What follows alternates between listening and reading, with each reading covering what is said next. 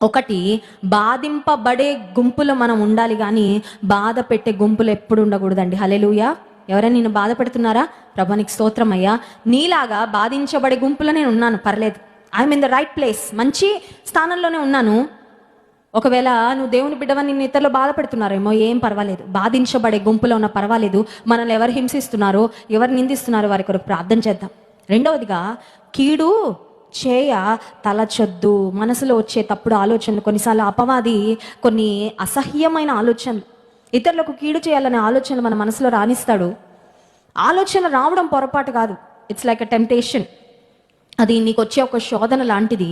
దాన్ని అక్కడ కట్ చేయి. ప్రభా క్షమించయ్యా, ఇలాంటి దుష్ట తలంపులు నా మనసులో రావడానికి వీలు లేదు. నీ వంటి మనసివు, మేలు చేసే మనసివు, ఇతరుల కొరకు, ఇతరుల ఆశీర్వాదాన్ని కోరుకొని మనసివు, ఇతరుల శ్రేయస్సు కోరుకునే మనసు ఇవ్వని మరి దేవుని మీద మనం ఆధారపడగలిగితే, ఒకవేళ కీడు పొందినప్పటికీ కీడును మేలు ద్వారా జయించినట్లయితే మన ద్వారా దేవుని నామము మహిమపరచబడుతుంది.